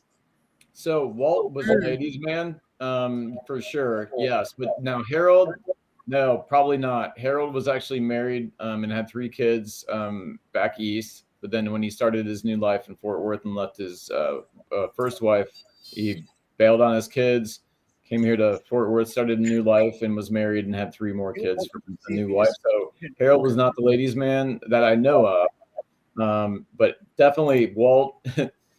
Yeah, he was definitely a ladies' man. Did anybody pass away with an axe? By an axe? No, not that I know of in this house. Oh my God, but the Lizzie Borden. We were just talking about Lizzie Borden though, and the Harold connection to Lizzie Borden. Okay, well, it's with an axe came through. She passed away with an axe? No. Well, so the Lizzie Borden thing, remember when I told you when Harold's name was Prince Carlisle and he lived in Fall River, Massachusetts, he saw Lizzie Borden as an older woman when he wrote for the Fall River News, being taunted by school children saying Lizzie Borden took an axe and gave her mother 40 whacks when she saw her. Oh, yeah. So if somebody's talking about seeing an axe or talking about Lizzie Borden, and they weren't watching earlier. That's pretty interesting because yeah, there was definitely a Harold Lizzie Borden connection for sure. That's crazy. But not him being killed by Lizzie Borden. I mean, he died of a heart attack in my house. Nobody in my home that I've found out who passed away here died of anything that was like violent. It was all natural causes. Paper. Oh my God, we got the word paper now too. You got paper too? Paper. We just got it. Awesome. Newspaper. Yeah, newspaper and paper, silly. Yeah. Looking at, yeah. Paper Harold. So I'm thinking it would be Walt in here, but I always forget, like, this was Harold's room too. Well, this wasn't just Walt's room. You know what I mean? Chaz is thinking both, both, and I agree. We're getting like a little bit of both, you know what I'm saying?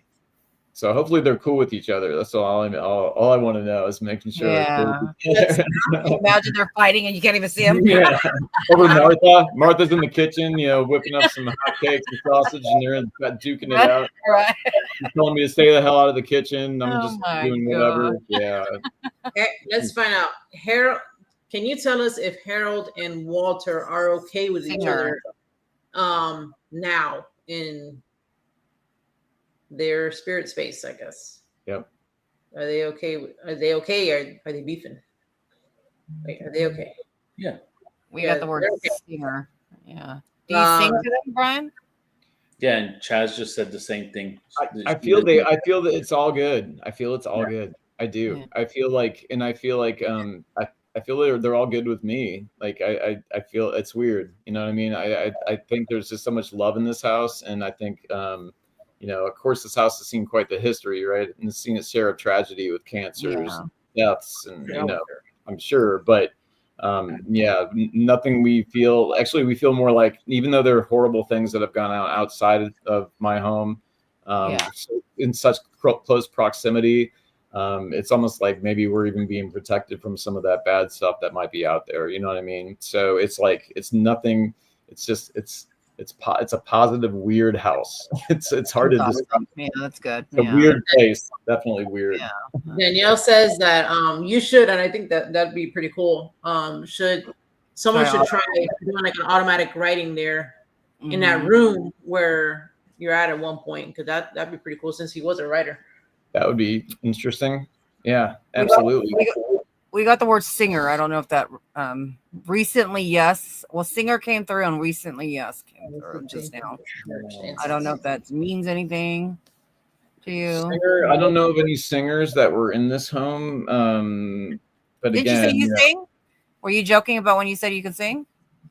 Oh, can I sing? No, I like to think I can sing, but no. Maybe they were saying, "Hey, don't make that guy sing." Oh, the music. Maybe it's trying to say the music. Or Like play the music sewing- again. There's music. We have music in this house going pretty much all the time. I play music all the time. I love music. I love all kinds of music. I play it every day. In the kitchen, and we always have music running. Singer, it's like sewing machine.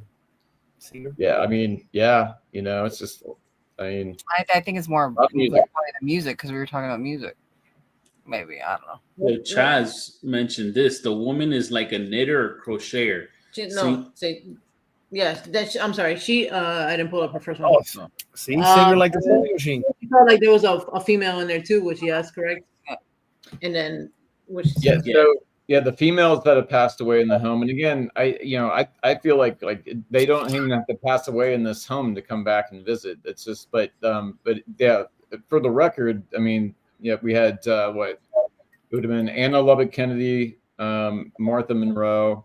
So two females have passed in the home, but there have been so many people that have come and gone through. I have a book like this, like thick. I don't know if I showed you, but it's just like. It's a book my daughter made, and it's got all the research we did together because she helped me do research as well. And we wrote every name down of the people that have lived here, their profession, the date they were born, the date they died. And we have like just names and names and names and names. It's crazy. So I try to investigate each of those individuals' life stories. I just don't have enough time in the day to do it, unfortunately. But yeah, then it just takes one person. You can just go down their rabbit hole and you find out some crazy, interesting stuff about almost everybody you look into. It's it's fun. It's kind of fun. I enjoy doing it. All right. But yes, when you send somebody, if you send somebody in this home, it can be a lot of different people. That's all I'm trying to say. I don't think it's always Martha. I don't think it's always, I think it's just like, because I do talk about some other people that have been in this home that didn't die in the home, like Viola Evers. She died again in 1915, not in the home, but in Indiana at the age of 39. And she left a daughter here at the house who was 14. Got adopted by a new family because William. I had that number in the. You said the number 14. What was 14 about? Because I got that number on the necrophonic. On the necrometer. Talking about January 14th? No, 14. 1914? Or no, just 14? I just got the number 14. Did I just say something? Anything. Yeah. 14. Because, there was a death in the home in 1914. I was just talking about Elisha and Anna. Anna died in 1919. So yeah, I don't know if that had anything to do with 1914, which would have been Elisha Morford, the former Civil War guy from Indiana who fought for the 68th Regiment, Company C. Hold on. Harold Walter, are you considering setting off one of the cat balls? I'm considering racism. Oh. He's considering racism. Well, let me read. Considering racism. From Danielle. So Danielle says, I think those spirits definitely protect you and your family. They are grateful for what you are doing, and that you are doing things with respect to them. I agree. Awesome. Yeah. That makes me feel really good to hear that. I appreciate that more than you know. Thank you. Chaz, thank you. We love doing it. We love your insight, Chaz. Thank you, and Danielle too. Thank you as well. Mm-hmm. So we're gonna start wrapping up the show. Brian, please tell the good folks what you're at in your book. Yeah. So I guess we're not going to get any cat ball stuff today, but anyway. That's okay. You said it's not on demand now. If y'all ever have TikTok or anything and you want to jump on a TikTok live home and ghost tour, sometimes things will happen on the lives, which is pretty interesting. So, and I try to do Instagram as well, but TikTok seems to be the really good format for these lives. So that's I pop in and on. And I love doing them. They're so fun. And when something actually happens, like you get some activity when you're doing them, it's just like, oh my God, this is crazy. And it's exciting. This whole thing again turned into a book by Jennifer Brasington-Crowley. Again, this book is not true. This book is historical fiction horror. So we incorporate a lot of the history I just told you about today in the book throughout. It's inspired by the true crime stuff, unfortunately inspired by the true crime stuff, but the book is on Amazon. It is $15 for the paperback. We made the Kindle edition $3.17 in honor of Harold, who passed away on March 17th. And we actually released the book on March 17th in his honor as well, because without that man, I wouldn't be talking to you right now, and this wouldn't exist. So I'm eternally grateful for him for that. That's for sure. Yeah. So the link for the book is in the description of this video. Like the description box, you'll see it on there. Danielle said she definitely wants to pick it up because she likes the research you have put into it, and thank you. And Chaz said it keeps their memory alive, so which I agree to that. That's another reason I'm doing this. That's another reason I'm doing it. Yeah. The more stories I discover, the more I can tell about who these people were in life. I feel like that's like kind of all part of this whole thing. So it's really interesting for sure. Yeah. I'm trying to tell you here. Yeah, I love the tribute. Yes. Yeah, he just put pretty awesome lives. If you guys have TikToks. Yeah, go on there because you go on there like almost every day, right? Kind of like. I try. Yeah. If my wife's home, I go and hang in Walt's room. If she's not home, I do the full historic home and ghost tour. So because she doesn't want to be on camera. So when she's working out of the house, I'm not gonna be walking around. Yeah. So I just do it when she travels, and it works out. And it gives me a little break because it's like the full tour takes like 2 hours. It's like it's a lot, So my voice just try to do it twice a day when she's gone, But I'm doing the night ones now because my son was like, "Dad, you got to do them at night because it's scarier." And so that's when I did that at night the other day, and the attic thing happened. So I was just like, and I usually go to bed at 8 o'clock anyway at night. So I'm normally not up past like 8:30. You know. Oh my God, I'm so old. But anyway, So if you guys want more history, we can't. Unfortunately, we can't break it all down on our show, but head over to TikTok and he talks about, yeah, it's more I get into detailed the. story. Sometimes I'll even get into the weeds about everything, and when I get into the weeds, it can take a good 3 hours. So Yeah, it's a lot. It's a lot. Yeah, yeah, it's pretty interesting. It's cool stuff. Damn, somebody just asked a question and I was gonna answer it, but now I can't find the name of what the heck I'm trying to look for. Hold on a second. One moment, please. No, Well, you know what? Yeah, no, keep talking. What we can do is give you guys an update. So next week. Is it this one, Jen? This one? Yes. Yeah, I have one that I was gonna recommend. If I could find a damn thing. Hold on. So next week, unfortunately, guys, we will not be doing a live. But it's a pre-record. That's what I was gonna say. So Yeah. we aren't gonna be on live, but we will be having we had a pre-record done. So please look forward to joining us for that. And as the Halloween month continues, I will also have another Halloween Horror Nights shirt that time, but I didn't cracks me up, right? pop it out. But you will see another Halloween Horror Nights themed shirt that day. I found it. As well. Who's excited to see Armando's Halloween horror shirt? Apparently. Because we're going next Sunday. Oh, nice. Well, we would love to hear your thoughts on that. Wait, did you get one? Yeah. So for the person who asked about a documentary, definitely About the go. paranormal. Yeah, go check out this one that's just new on Netflix right now. It's called The True Haunting. Oh, I have one too. Yeah. So check out that one. I'm gonna show you what the thing looks like. The mortuary. Go ahead. So Sunday we will have an episode for you, even though we won't be on live. You guys can definitely tune into that. Jen and I will be on our friends, the hosts of Stay Haunted, Chris and Audra, that we had on the show last week, and Todd and Carmela, Team Coco, that we had as previous guests. We will be on their live. So not tomorrow, Monday, but the Monday after. So the day after our pre-recorded episode, we will be on live with them, coming to you live from Orlando, Florida. One of you our guys will favorite share it on your stories, right? You'll share it on your stories on social. Yeah, we'll share it on stories. So True Haunting, you might recognize it'll look like that, or maybe the other cover, but that's what the cover looks like. So look for that. Yeah. So what's that one with the mortuary? I'll have to leave it in the comments later. I have no idea. I can't remember what it's called. It's about the mortuary we did, Missing at the Mortuary. Oh yes, I wanted to see that. Do you remember the name of it? Because I wanted to see that. I forgot what the heck it's called. I don't no, know. but do you remember what you Corey saw? knows. No, what is that? We can Google it. Yeah. But that's another one.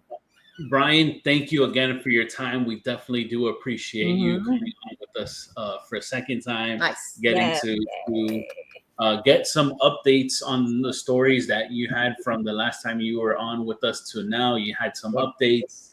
We got some more backstory, which was great. So thank you again for that, and we wish you all the best on with the home coming to fruition and the investigations that are going to be coming up too. So hopefully you can even get some more answers as well. Yeah, and thank you for opening your house for a little mini investigation. Yeah, thank you. No problem. Yeah, maybe one time we could do a thing together where I can literally walk around the house. Yeah, and give you the tour. Well, like I could give you the ghost tour and show you the spots where the people passed and where the things have happened, and you all can just kind of like do your thing too with your equipment, and then we can just do something like that if that's possible. So That might be something fun to do in the future for sure. I love doing it. I hate doing it by myself sometimes because it's just like I get sick of hearing myself talk. So like it's nice to have other people can like interject. Yeah. You know what I mean? I get it. Yeah. Cool. But we'll definitely be in touch and continue to do Absolutely. stuff together in the future for sure. It's a lot of fun and you guys are great. Thank Yes, you. Thank you. I appreciate that. Thank you so much. Guys, the All right. best way you can show the four of us love is by showing love to our guests. So please support Brian if you can. Yes. Jump onto his TikTok so you can see him. You can also check him out on OnlyBacks. So I have officially created that company, and Brian is going to be not only a client, but he's also the president. So Brian, we'll be talking business soon. No. Maybe actually, if I don't get anyone, if I get 100 YouTube subscribers, I won't have to do the back end. Just 100, guys. We're setting that bar really low. All right, I'm gonna take off, y'all. All right, guys. And as you. always, Bye. please remember, if you It's want to nice get seeing spooked, y'all. I'm gonna go and watch some football and hang out. And thank you so do much, it. y'all. All right. Bye. All right. all right. Good. And please remember, as always, if you want to get spooked, you hit that notification bell, hit the like button, and please feel free to comment on this episode. Tell your friends, tell your family, come watch Spooked Coast to Coast. We will see you guys live in 2 semanas. Peace out. Bye. Bye-bye.